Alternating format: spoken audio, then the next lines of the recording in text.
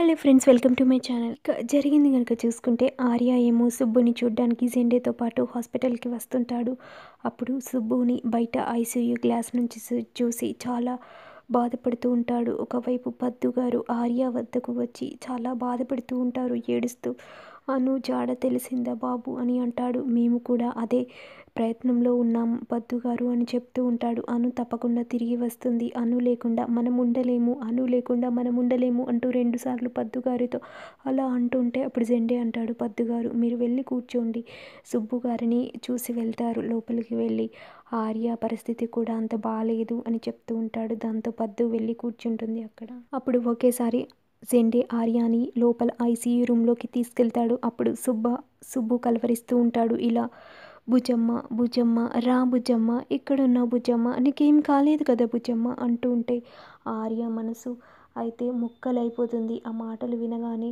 అప్పుడు ఒకేసారి ఆర్య సుబ్బు చేయి పట్టుకొని, సుబ్బు గారు మీకేం కాదు, నేనున్నాను, మీకేం కాదు, బుజ్జమ్మ వస్తుంది అంటూ చెప్తూ ఉంటాడు ధైర్యంగా. అప్పుడు ఒకేసారి ఆర్య మాట విని ఆర్య చేతి స్పష్ట తాకిడి విని అప్పుడు వెంటనే సుబ్బు కళ్ళు తెరుస్తాడు. సుబ్బు కళ్ళు తెరిచి ఆర్యని చూస్తాడు. ఆర్య అలా నుదిటికి బ్యాండేజ్ కట్టుకోవడం, చేతికి అలా ఆ బ్యాండేజ్ వేసుకోవడం చూసి, బాబు మీరు బాగానే ఉన్నారు కదా, మా బుజ్జమ్మకి ఏం కాలేదు కదా, మీతో పాటు బుజ్జమ్మ రాలేదేంటి అంటూ ఆవేదనగా మాట్లాడుతూ ఉంటాడు.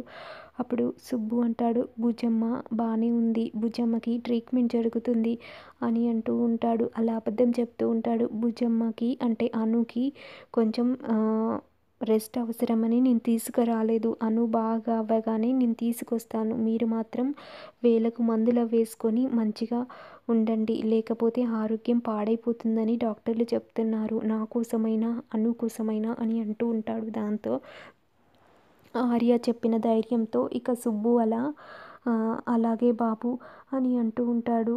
అప్పుడు ఒకేసారి ఇక ఆర్య అంటాడు, ఇక నేను వెళ్ళేస్తాను, అనుని తీసుకొని వస్తాను ఒకరోజు అని అంటూ ఉంటాడు. ఇక బయటికి వెళ్ళిపోతాడు అలా జెండేతో పాటు ఆర్య కూడా. అప్పుడు జెండే అంటాడు, ఎందుకు ఆర్య సుబ్బు గారితో అబద్ధం చెప్పావు, లేని అను తిరిగి వస్తుందని, అనుకి ట్రీట్మెంట్ జరుగుతుందని ఎందుకు అలా అబద్ధం చెప్పావు, సుబ్బు గారు ఆశలు పెట్టుకుంటారు కదా అని అంటూ ఉంటాడు జెండే. అప్పుడు సుబ్బు గారికి ఏదైనా అయ్యి సుబ్బు గారు మన నుంచి దూరం అయితే అది మనం చేసుకోలేని పాపం పుణ్యంలాగా అయిపోతుంది. ఎందుకంటే సుబ్బు గారికి ఏదైనా జరిగితే అను అను అను కూడా సంతోషించదు అని అంటూ ఉంటాడు అలా ఆర్య తడపడుతూ. అప్పుడు ఒకేసారి జెండే కళ్ళలో నుంచి నీళ్లు వస్తాయి. అంత దూరం ఆలోచించావా ఆర్య, నిజంగా సుబ్బు గారికి స్ట్రోక్ వచ్చిందని తెలుసు, కానీ సుబ్బు గారు అంటే తన బుజ్జమ్మ ఇక రాదు అని తెలిస్తే ఎంత బాధపడతారో ఆ విషయం నేను ఆలోచించలేదు అంతవరకు, నువ్వు సమయస్ఫూర్తితో బాగా మాట్లాడావు అని అంటూ ఉంటాడు జెండే ఆర్యతో.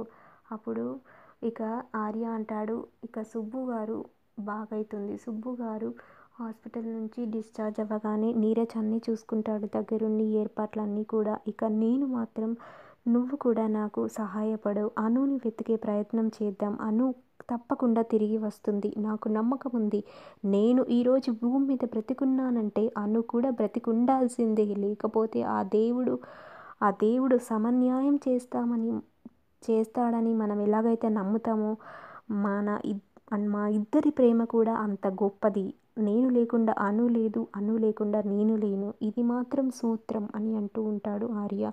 అప్పుడు జెండే అంటాడు, వాళ్ళు చనిపోయిన వాళ్ళ లిస్ట్ అంతా కూడా పెట్టారు, అందులో అను పేరు కూడా వచ్చింది జెండే, ఇక్కడే సుబ్బు గారు పద్దు గారు కూడా ఉన్నారు, చెప్తే బాగోదని నేను ఇందాక చెప్పలేదు, ఇప్పుడు చెప్తున్నాను, కానీ అందులో ఆ చనిపోయిన వాళ్ళ లిస్ట్లో కూడా కొంతమంది బ్రతికే అవకాశం ఉందని అక్కడున్న వాళ్ళు చెప్తున్నారు, రెస్క్యూ టీం, ఎందుకంటే వాళ్ళు బ్రతికే ఛాన్స్ ఒక 10% ఉందని, ఆ 10%లో మన అను బ్రతికే ఛాన్స్ ఉందని నేను బలంగా నమ్ముతున్నాను, ఎందుకంటే మీ ప్రేమ అంత గొప్పది కాబట్టి అని అంటూ ఉంటాడు జెండే ఆర్య. ఒక పక్కనేమో అను అలా సముద్రం ఒడ్డున తన బాడీ కొట్టుకు వస్తుంది. అప్పుడు ఎవరో అటు వెళ్తున్న వాళ్ళు చూస్తూ ఉంటారు. అటు పక్కన చుట్టుపక్కన ఊళ్ళ వాళ్ళు అంటే వాళ్ళు రోజు పొద్దున పొలం పనులకెళ్ళి మళ్ళీ సాయంత్రం తిరిగి వస్తారు. అలా సముద్రపు అలలకు కొట్టుకు వచ్చిన ఒక శవం వచ్చింది అంటూ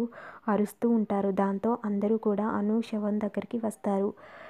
అప్పుడు అను కాస్త కొన ఊపిరితో ఉంటుంది. అలా అను గుండెలపై అలా బాదుతూ ఉంటారు. దాంతో అను ఒకేసారి బ్రతికున్నట్లుగా కొన ఊపిరితో అలా దడదడమంటూ కొట్టుకుంటూ అంటూ ఒకేసారి అరుస్తుంది. దాంతో వాళ్ళు అనుకుంటారు ఈ అమ్మాయి ప్రాణాలతోనే ఉంది, ఈ అమ్మాయిని మనం దగ్గరలో ఉన్న ఆసుపత్రికి తీసుకెళ్ళాలి అని అంటూ ఉంటారు. అలా అనుని అటవీ ప్రాంతం వాళ్ళు అలా హాస్పిటల్కి తీసుకెళ్తారు. అప్పుడు ఒకేసారి అనుని అలా వాళ్ళు హాస్పిటల్కి తీసుకెళ్ళాక అనుకి ఇలా అనిపిస్తూ ఉంటుంది. హాస్పిటల్లో కూడా ఏదో బాగా కలవరిస్తూ ఉంటుంది. అప్పుడు డాక్టర్స్ చెక్ చేస్తూ ఇలా అంటూ ఉంటారు, చివరి నిమిషంలో మీరు ప్రాణాలు కాపాడారు, ఈవిడ మీ మనిషేనా అని అడుగుతూ ఉంటారు. లేదు, సముద్రపు అలలకు కొట్టుకొని వచ్చింది అంటే ఒడ్డున చేరేసరికి మేము శవం అనుకుని తీసాము, కానీ కొన ఊపిరితో ఉంది, తీరా చూస్తే ప్రాణాలు ఉన్నట్లున్నాయని హాస్పిటల్కి తీసుకువచ్చాము అని అంటూ ఉంటారు. అప్పుడు ఒకేసారి డాక్టర్స్ చెకప్ చేస్తారు. చెకప్ చేసి ట్రీట్మెంట్ స్టార్ట్ చేస్తూ ఉంటారు. అప్పుడు ఇక అనుకి ట్రీట్మెంట్ చేశాక కాసేపటికి అనుకి స్పృహ వస్తుంది. అప్పుడు ఒకేసారి ఆ అటవీ ప్రాంతం వాళ్ళ ఇద్దరు భార్యాభర్తల్ని చూసి అలాగే చూస్తూ ఉంటుంది. వాళ్ళు అడుగుతారు, నువ్వెవరమ్మా, నీ పేరేంటి, మీదెక్కడ, నువ్వు అక్కడ సముద్ర అలల ఒడ్డుకి కొట్టుకు వచ్చావు, నువ్వు చనిపోయావు అనుకొని నిన్ను వచ్చి చూసేసరికి నువ్వు బ్రతికే ఉన్నావు, నిన్ను హాస్పిటల్లో చేర్చాము అని చెప్తూ ఉంటారు. అప్పుడు అనుకి ఏమీ గుర్తుండదు, అసలు ఏమీ మాట్లాడదు కూడా వాళ్ళని చూసి. అప్పుడు తను మొత్తం గతం మర్చిపోతుంది. అప్పుడు ఒకేసారి వాళ్ళు అంటారు, మాకు బిడ్డలు లేరు, నువ్వు ఒక బిడ్డగా దొరికావు అని అంటూ ఉంటారు. అప్పుడు ఒకేసారి అను, నిజమా, నాకు అసలు మా అమ్మ నాన్న ఎవరో తెలియదు, అసలు నేనెవరో కూడా నాకు గుర్తులేదు అని అంటూ ఉంటుంది. దాంతో అప్పుడు వాళ్ళిద్దరూ కూడా చాలా సంతోషిస్తూ ఉంటారు.